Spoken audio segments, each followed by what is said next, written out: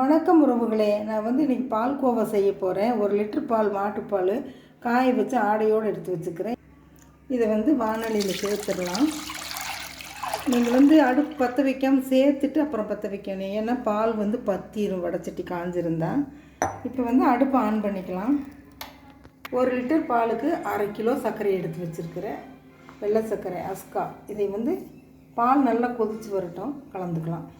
பாருங்கள், பால் இந்த இடத்துல இருந்தது. இப்போ இவ்வளோ தூரம் இறங்கியிருக்குது. இங்கேருந்து இப்படியே கொதிச்சுட்டு வரட்டும். நம்ம கொஞ்சம் கிளறி விடணும். ஏன்னா இந்த ஆடையெல்லாம் இப்படி காஞ்சிடும். ரொம்ப நேரம் கிளறி விட மட்டும்தான். அதனால் கிளறிக்கலாம். பாருங்கள், பால் எப்படி சுண்டி வந்துருச்சுன்னு பாருங்கள். இந்த அளவுக்கு இருந்தது.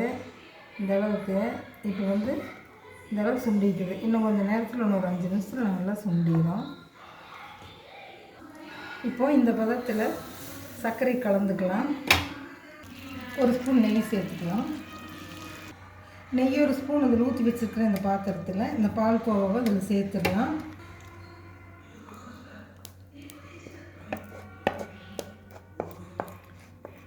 முடிஞ்ச வரைக்கும் மரக்கரண்டி யூஸ் பண்ணுங்கள்.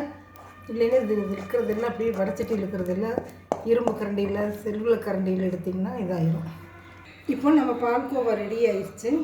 நல்லா இஞ்சிச்சுன்னா நல்லாயிருக்கும். இது கொஞ்சம் இதாக இருக்குது. நல்லா இஞ்சிச்சுன்னா நல்லாயிருக்கும். நாங்கள் இடையில வடைச்சட்டி மாற்றிட்டோம். அடிப்பத்துச்சு, அதனால் வடைச்சட்டி மாற்றிட்டோம். பிடிச்சிருக்கும்னு நினைக்கிறேன். பிடிச்சிருந்தால் லைக் பண்ணுங்கள், ஷேர் பண்ணுங்கள், நீங்களும் செஞ்சு சாப்பிடுங்க. நண்பர்களெலாம் சொல்லி சப்ஸ்கிரைப் பண்ணி ஃபாலோ பண்ண சொல்லுங்கள். தேங்க்யூ.